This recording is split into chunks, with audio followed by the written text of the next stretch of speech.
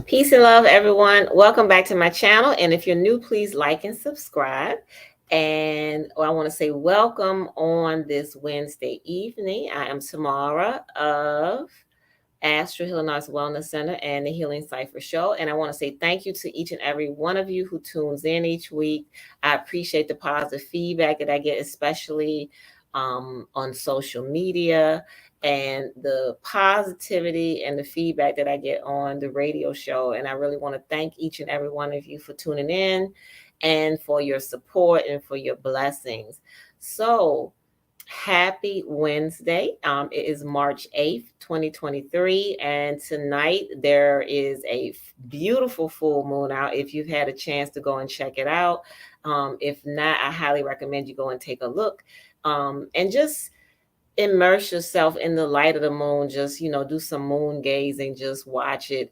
It's just a sight to behold. It's just one of the wonders that we have here on earth, to be able to enjoy the natural phenomena and the celestial phenomenon, as such as, the things like, watching the moon, sun gazing in the morning, watching the stars, the constellations, all those things we take for granted. And I know that, the natural world is full of healing energy, and just full of energy, period. And the sight of it is just something to remind us of just the beauty and the harmony of nature. So tonight we're going to be talking about the full moon meaning and the significance of the moon. The moon has so much energy and power, and so much meaning throughout different cultures. The moon is often associated with feminine energies, with goddess energy, with the female divine feminine. And in the Quran, I know it's referred to as a female, as she. And in a lot of cultures, um, the feminine divine principle is associated with the moon. The moon is also associated with water, and water is a feminine element. And um, because those two are associated, a lot of things dealing with water is also connected to the moon. For example, when the moon's is full, the tide is usually high, and the push and the pull of the moon's energy and gravity has an effect on the tides on Earth. So all of these things are associated with the moon. And also, people connect and associate emotions with the moon. That again is a feminine element or a feminine aspect. Emotions or energy in motion is also often looked at as the feminine aspect of us, whereas I guess the logic mind is masculine. So things like femininity, things like the emotions, moon energy, the water energy, the water element, all of those things are associated with the feminine aspect, divine feminine. So the moon is also something that is used to measure time. And um, this evening we have a special guest who's supposed to be talking about that. So I'm just waiting on him right now. But in the meantime, the moon is used to measure time and months in many different cultures. We've talked about natural time, and natural time are the calendar systems that are used that around the earth throughout history, that is based on natural phenomena. Unlike the Gregorian calendar, which is the calendar that we use primarily in the West, there are lots of other calendar systems that use lunar cycles or solar cycles, or a combination of the both, to measure time. For example, the natural time calendar that I use as well has 13 complete months of 28 days following the lunar cycles. And these calendars are usually based on the cycles of the moon because there's 4 perfect phases each month. And in fact, the word month originated from the word moon, so I was told. And so was the word Monday. Monday is moon day because the energy of the moon is strongest on that day, or rules that day, rather, I should say. And so a lot of natural timing calendars use the lunar cycle to measure months. And so every new moon was a new month in some calendars. In some, I believe they may go from full moon to full moon, but usually it's the new moon, because new moon represents the new moon, or the dark moon, as some people call it, is a time for setting intentions, for creating new beginnings, for starting new projects. So if there's something that you want to change about yourself, or if there's something that a new endeavor or a new project that you want to begin, the best time to do that is during the dark moon or the new moon, because that's the time for starting new projects. The full moon is usually the time when people want to let go of something or release something, release a bad habit, release a relationship that's unhealthy or no longer serving them, or anything that they want to let go of or shed. Oftentimes people will cut their hair during the full moon, especially if it's a drastic cut, like if they're like releasing something and they want to shave their hair, to cut, do the big chop and just cut off a lot of hair. They usually do that around the full moon time, because it's a time of letting go and releasing. And so with that said, we're going to be talking about the meaning of the moon cycles. And there is my guest. Let me welcome him in. Peace and love. There you are in Lakesh. In Lakesh. Can you hear me? Yes, I can. Oh, How are fantastic. you? I'm doing very, very well. Thank you so much. Pardon me, just getting here right on time. Yes, right on time and in time. Yes. We were Mhm. just starting. I was just greeting everyone and just telling them a little bit about the moon and what we're going to be talking about this evening. So how are you? I am grateful. Everything is in flow, and Good, just good, good. definitely feeling the fullness of the lunar cycle. Yes. Naturally, as we've just come to that fullness of this current cycle, and just Yes. yeah, happy to be here. Definitely Oh, grateful to be here. wonderful, wonderful. So I want to give you a second to just to introduce yourself and tell a little bit about yourself. Well, thank you. My name is Makua Ray, and I am an artist. I am a longtime events producer over many years, Mhm, as well as I do media work. I mhm, do all sorts of media production. I find, you know, tapping into my creativity is just something I love to do. So I do media work in that way. And then also, I've for many years been promoting a shift of calendars from the Gregorian calendar, the 12-month mhm, sort of artificial desynchronous calendar, to a mhm, more synchronized, attuned, natural timing frequency, and that mhm, being the 13 moon calendar, or the 13-month, 28-day calendar. So, mhm, and that does tend to pertain somewhat to the moon, as it's called the 13 moon calendar, in fact, and mhm, it's a 28-day frequency that is beautiful in terms of its mhm, repetition, or its mhm. um, just fullness. There's just so Right. much to share about that. But yeah, that's a little bit about me. Oh, great. Thank you for sharing Yeah, that. thank you. So, I started out just talking a little bit about how the moon um, is connected to the water element of the earth, and both being feminine energies, and the moon also is an indicator of time, and a lot of lunar calendar systems are based on lunar cycles and moon cycles. That's true. That's true. That's great. That's very important to note. Mhm, There are certainly many traditional cultures and religious or faith-based timing lenses that do refer to the lunar cycle. Obviously, Islam among them, mhm, uh, Judaism. The Hebrew calendar is also a Yes. lunar calendar. Yeah, Mm-hmm. absolutely. It's Yeah. obviously, I think, one of the easiest to track in terms of Yes. its cyclical nature. So it obviously I agree. makes for a companion for keeping track of timing to a degree in terms of having that consistency. Mm-hmm. And so, yeah, it definitely makes a lot of sense in that case. Yes, I agree. And then a lot of ancient calendars had would mark their months with the new moon or dark moon, some people call it. And so it will go from new moon to new moon. Yes, yes. Correct. Yeah.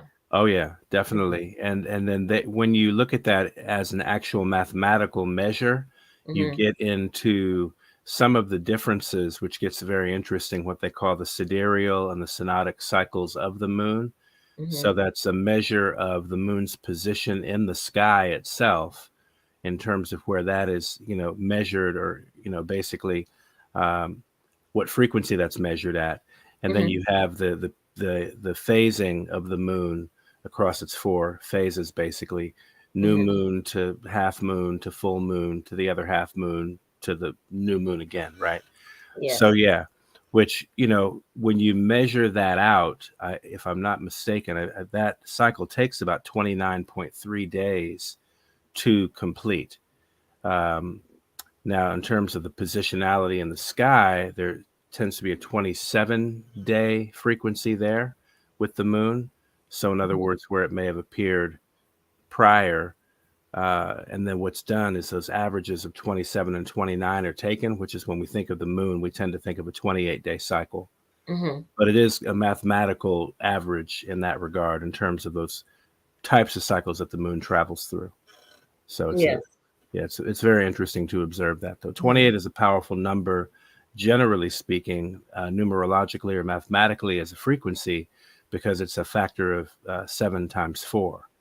Yes. 7 is a very specific frequency number that we find in a myriad of ways in our human body, as Mm-hmm. well as across these timing cycles, too. So it's Absolutely. amazing how it all does amount to numbers, frankly. Mm-hmm.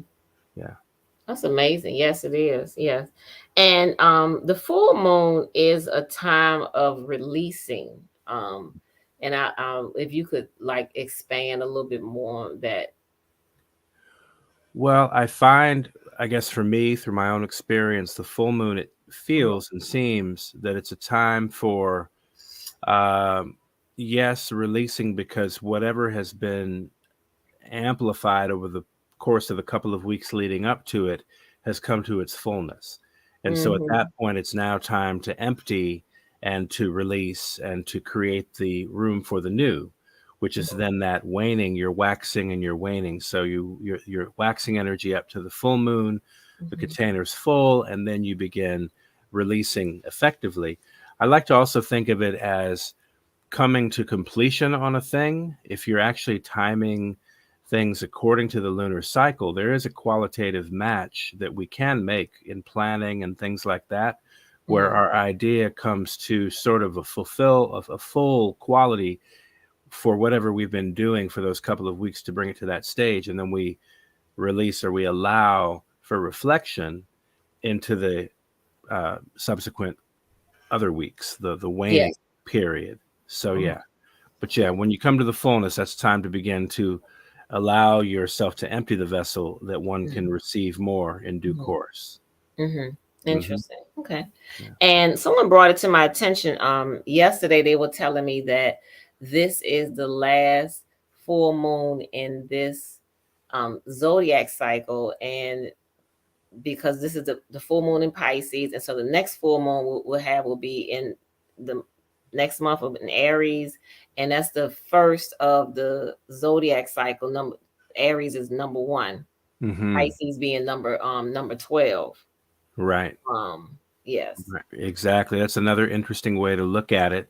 Uh, Mm-hmm. so I think some lenses refer to the current full moon of yesterday as the worm moon, which Yes. is a part of that sort of frequency or that process in the growing cycle where it's the final cycle of winter. It's the final moon of the winter season. Yes. And so the worms are starting to begin their process of aerating the soil as they're in the very slow process of Mm-hmm. coming into their activity deep within the earth. And so Mm-hmm. similarly, we can also understand for ourselves as we find ourselves in whatever ways to be experiencing these phases with the moon. This is a time to consider, okay, what is starting to awaken within me for this forthcoming spring season?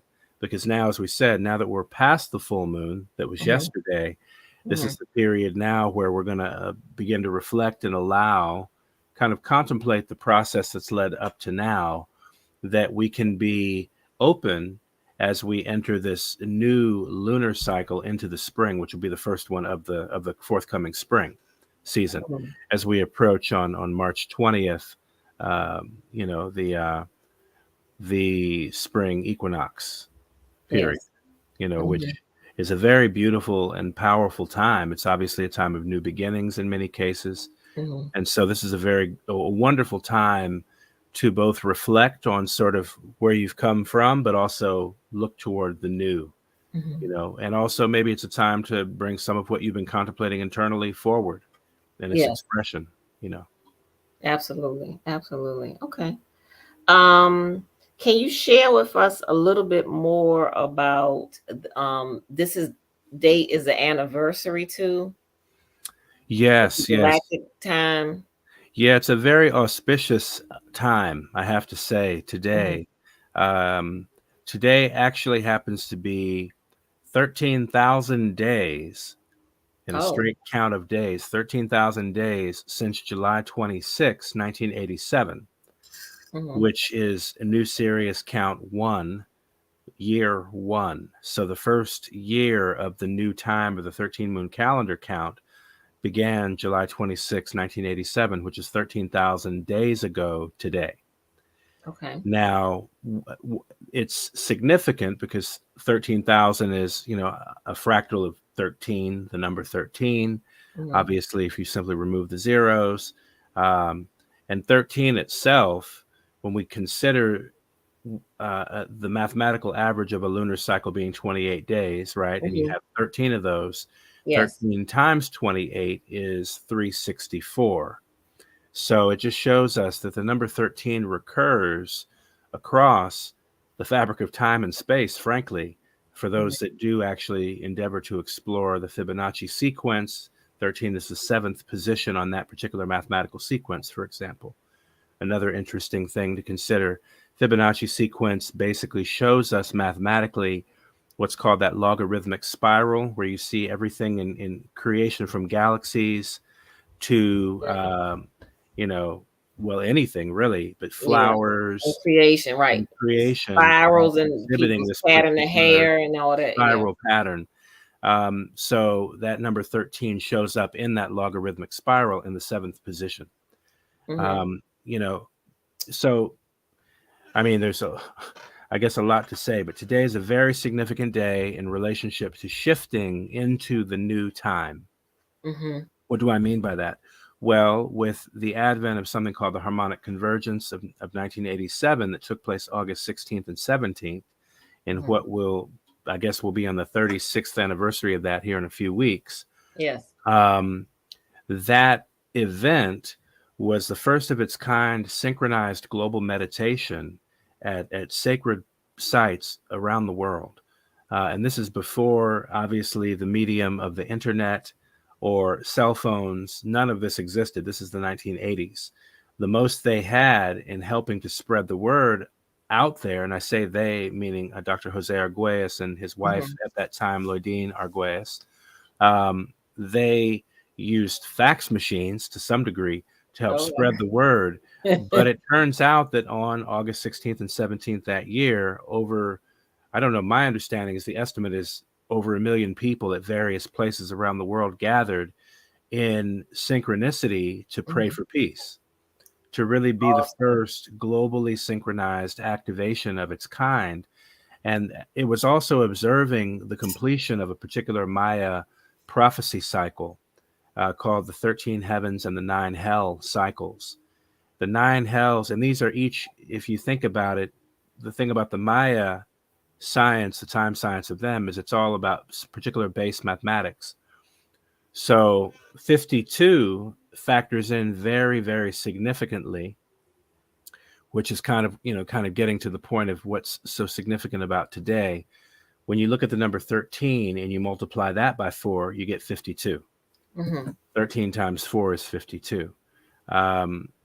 This prophecy fulfilled 9 52-year cycles from the arrival of the explorer or the colonizer Cortez to Mexico.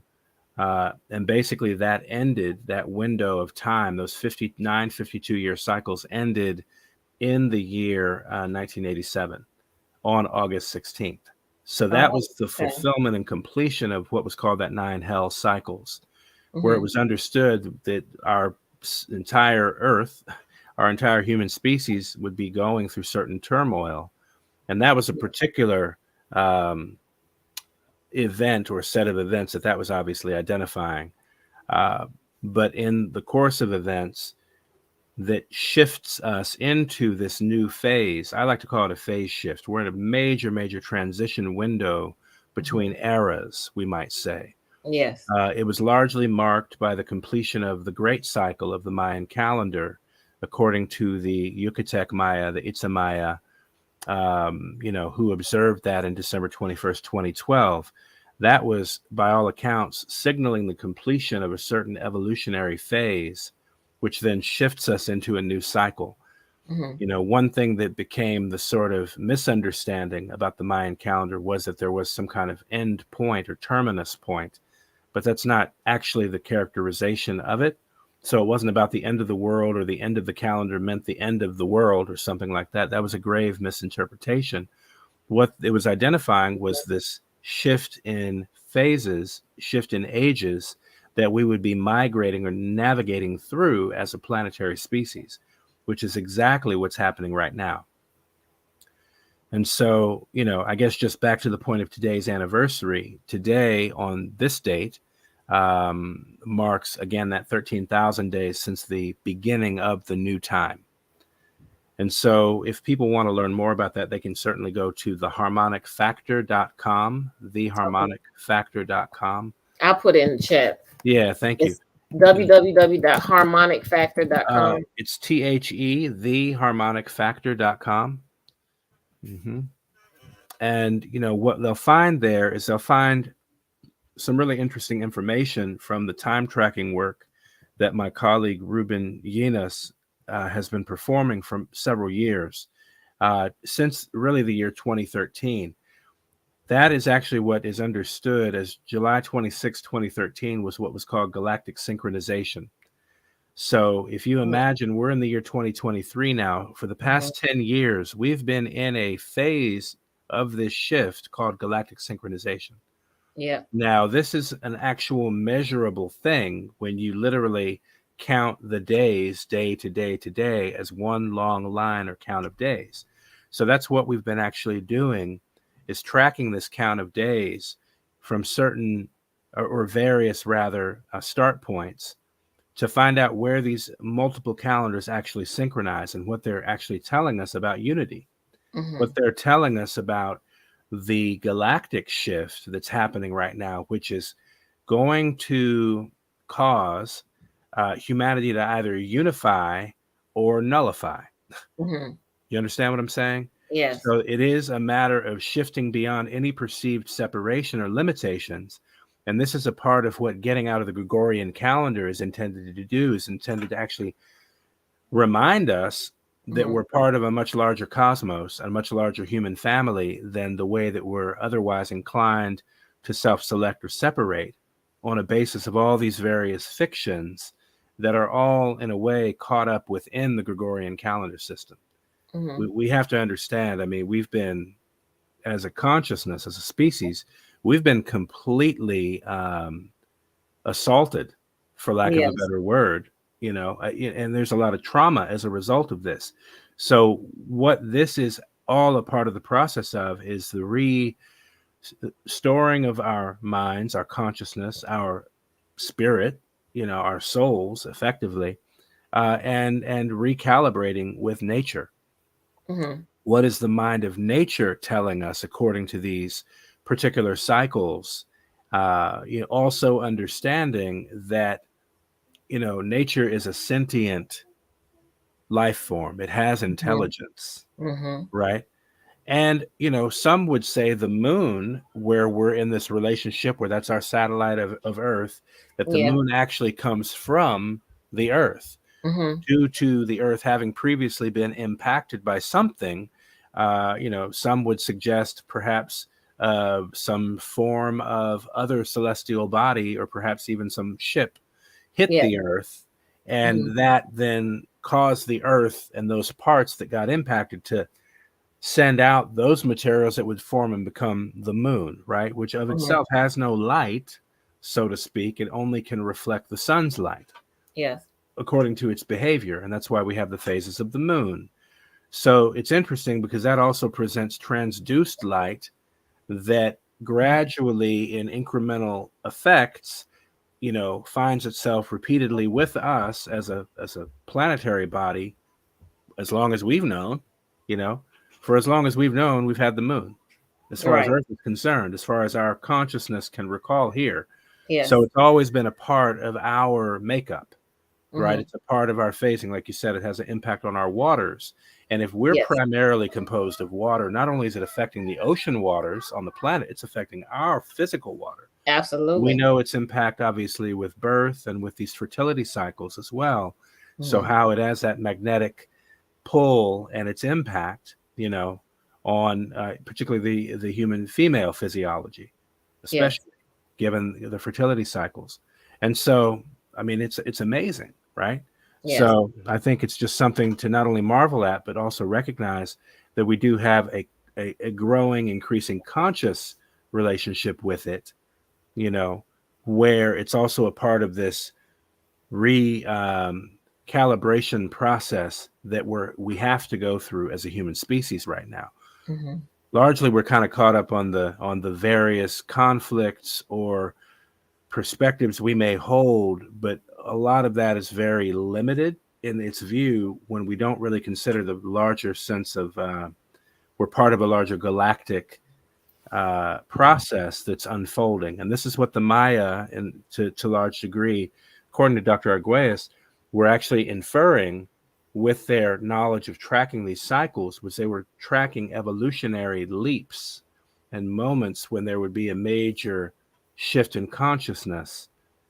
And we've been able to, through our work and carrying on with observing these timelines, really been finding some fascinating things.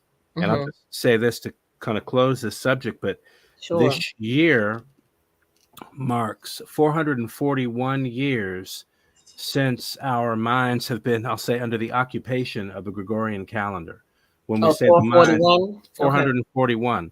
Now, again, back to the numerology or the significance of numbers, that's a factor of 21 times 21, gives you 441. That's Mm-hmm. the inverse of 144, which is 12 times 12. So these numbers are all amazing, and then they all basically reduce to number 9. Now, we know on the scale of basically 1 to 9, it's the completion of a thing, because after that, you add 1 and a 0 if you're counting in that sense, and then you're on to 11, right? But 9 Mm-hmm. is completion. It's considered a completion in many Yes. in many cases. But the 441 is a 9, and the 144 is a 9. So I Mm. want to say that to say, in a fractal sense, we are at a very pivotal window of redemption, reconciliation, transformation, and I mean, any other word you can think of to Mm-hmm. describe something unbefore known in terms of the type of shift that we're going to continue to experience. We've been in it. Watch Mm-hmm. the weather, first of all. And it's not to say that there aren't people or agencies potentially manipulating the weather, but let's not neglect the fact that the weather is an indicator of reality. That's the thing. It's considered in shamanic lenses. You have heaven and you have earth, and in between Yes. you have the weather and human consciousness, Mm-hmm. and they go together. So our human consciousness also is reflected in the weather. Some would even go so far as to say that when you want to listen to Earth's language, check the weather. That's how Yes. Earth communicates.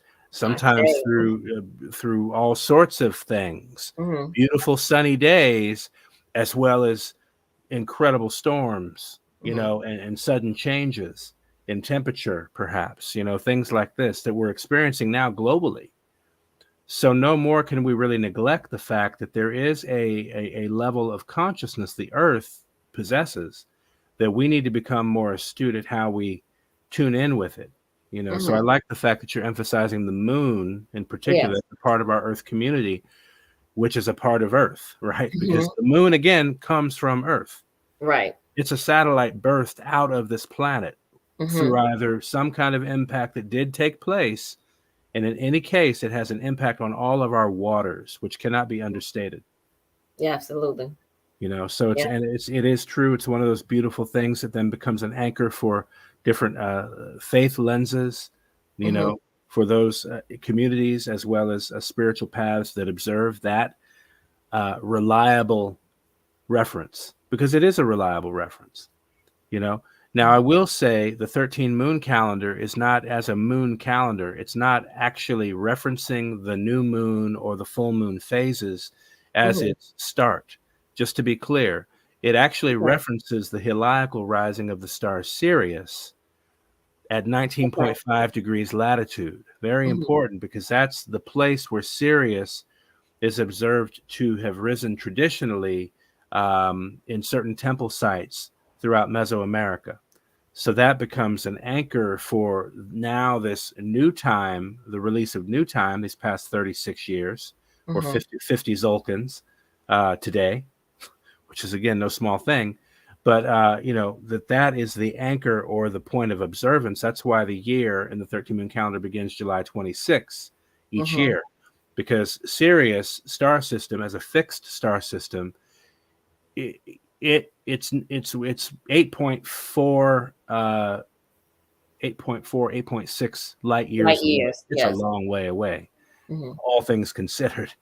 And so it's a fixed star. So as a reference, it's not shifting with any significance in any window that we can humanly measure Mm-hmm. to show a significant shift. So that's why it remains the galactic point of reference for the Dogon, for Lakota, for the ancient Kemetic people observing what the Greeks then referred to as Sothis, or the Sothic New Year, the rising of the Nile Delta, and what that was signaled, with the position of the star Sirius.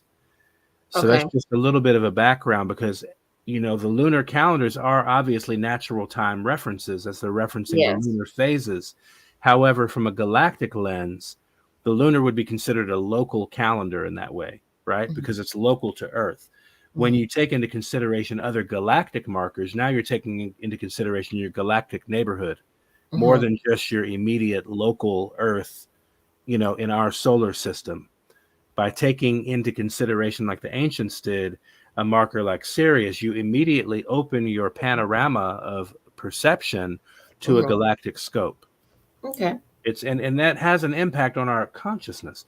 See, Mm-hmm. we can't take for granted something significant happened in the year 1970. Okay. Okay. And it was actually preceded by the first feedback of photo imagery that I want to say, I don't know if it was Apollo 13, which mission it was, but whatever it was, it took the Yeah. On first the photo photo. images from space of Earth as a planetary body. Okay. That was the first time we'd ever, in our human consciousness, collectively seen an image of the whole Earth from space. Now, I was born after that event occurred, so I very well probably have taken for granted what that actually did to those that were already of age prior to that event, of that photograph being then broadcast on TV media throughout the world for people to see that first picture of the whole Earth. But what it did is it actually was a self-reflective perspective in a way, because, again, Earth is a sentient being. It has a consciousness. We're all part of that consciousness, and it has a consciousness as well. people who get more attuned or more highly sensitive experience telepathy with the earth. There's a Mm-hmm. telepathic connection. There is actually instruction as we're sensitive and receptive to what the earth may be communicating to us at any point in time on anywhere on this grid. you know Mm-hmm. so I just point that out to say that we did have a collective experience where our collective evolution was evolved leaps and bounds Oh, yes. when that first image of the whole earth was made conscious, that we had a point of self-reflection in reality of this observable perspective of our earth body as one unified organism. Mm-hmm. Imagine now here on earth, nobody's out here really thinking about earth as one unified organism. There's all these variations of separation and all these other Yeah. things, but for a moment you can imagine when those images were being projected of earth as a unified whole, like, whoa, my goodness. It's similar to the people's expression when they do go to space, so to speak. Astronauts Mm-hmm. have this overwhelming epiphany of a deep, deep spiritual experience. Well, Yes. that's what occurred to humanity in a moment when those photographs were initially published back in the 1960s and early 70s. It triggered an awareness, an awakening in the whole consciousness that we're all part of. And I often say it's important to also know that there's only really one mind. Mm-hmm. Okay. We're all, receiving signals and information from one mind. Okay. Mm-hmm. That mind contains all thought that has ever been and ever will be. And we pull in and we process that in our own experiences in variable ways, in many multitudes of, of ways. Uh, but just to point to the idea that there really is one mind. That's why I can think a thought and maybe you pick it up, or an idea comes to me and I pass it up. I don't act on it. And then somebody else manifests and suddenly I'm seeing the idea I just had. It's because Mm-hmm. there's really only one of us here. You see, this is a part of our evolution, is getting back to remembering that. We got to get the memo, so to speak, the memory, Mm-hmm. the memo. That's what it really means, is to remember that everything is interconnected. It That's is. what that epiphany moment in 1970 showed everybody. Is, oh my goodness, for a second, even a split second, there was a recognition of the whole earth. Mm-hmm. And that was the inspiration for what's even now 53 years later observed as Earth Day. That was the initial Mm-hmm. inspiration, was the epiphany that occurred consciously, to young people at that time who perceived like, wow, this is a mega shift in consciousness moment. And from that came this, ceremony effectively of observing Earth Day, which has gone on, as I said, for 53 years now. So anyway, I just, obviously I can go on forever. This subject never tires me because there's really no end to it. It But is. Yeah. but it's a beautiful thing because it's a reliable thing. Mm-hmm. And there are new ways that we're able to actually track and identify, and for what it's worth, prove the harmony of consciousness on a basis of how all these calendar timelines, all based around various numbers and frequencies, have significant moments of higher harmony where Mm-hmm. they're literally harmonizing with each other. I mean, in ways that again can be traced along the Fibonacci spiral, for example, or the golden mean, or these kind of terms people throw around, but these are actually methods to measure harmony. Mm-hmm. Just like we have our bodies also embody harmony as well. There are ways to observe our own bodies and how they function, or the number of digits or the joints we have are also examples of nature's harmonic pattern in us, how we're created. So Yeah. it's phenomenal. We're It now, is. the beauty is we're waking up to it. We're remembering it Mm-hmm. because it's always been there. It's just now it's coming online. I like that as awakening and remembering it. We're remembering. We're getting the memo, getting our memory jogged. you Yeah. know and it's either through your own effort or contemplation, like being self-reflective, taking time to contemplate your own purpose. For example, if Mm-hmm. you just, whoever it is out there listening, it's like, how do we get in sync with these cycles? Well, just take the time to breathe Mm-hmm. and be receptive and ask Pachamama, Mother Earth, what is my purpose as it relates to being a steward of harmony and balance? How can I serve you? Lead me where you need me, kind of thing. Mm-hmm. Whatever it is for you to speak sincerely from your heart to the heart of the earth, that's the thing. Because earth is listening. Mm-hmm. Earth is listening. Believe me when I say that. This whole thing we're doing, even having this conversation now, is a part of the repairing of consciousness. I agree. This is all a part of it. There is no wasted effort, frankly. It's all about sincerity. Mm-hmm. It's all about your sincerity. So just, everybody be encouraged to remain sincere and take advantage of these amazing lunar cycles and these natural patterns Mm-hmm. to make them sacred. When you make them conscious, then you can make them sacred in your day-to-day life, right? Because then you're Right. aware, where are we with these moon cycles? Where are we with these patterns? And then it also helps me understand what I'm feeling, or have a better sense of maybe when to begin a new project or initiative, or, how I can find myself in alignment and in synchronicity with these enduring natural cycles. Right. Absolutely. All right. Well, thank you for that. That was really informative, and we got to touch more deeply into the numerology this evening, and Sirius, and how it's all interconnected with our moon and our Earth cycles. Yeah. Absolutely. Yeah. Okay. Well, thank you. Well, Well, thank thank you. you for joining us this evening and sharing your wealth of information and wisdom with us. It's always my pleasure. Queen Tamara, Oh, I honor you and I appreciate you thank creating you. an opening, inviting me to the space. Absolutely. Thank you. Y'all get So out there, make sure to send your donations into the cistern, creating this amazing space give here. thanks. Give Yeah, thanks. for sure. Blessings. Yes, blessings. And thank you for those in the chat too who joined us, Dia and Holy Spirit and me. Thank you for joining us and for participating. And with that, we are going to bid each other a wonderful, peaceful evening under Yes. this full moon. I hope you can see it where you are. Oh, it's amazing. Yeah, I Yes. can actually. Yeah. Okay, great. Yeah. Yeah. Wonderful. Well, give thanks, my brother. Peace and Enjoy love. the rest of your peace and love. Likewise. Thank you.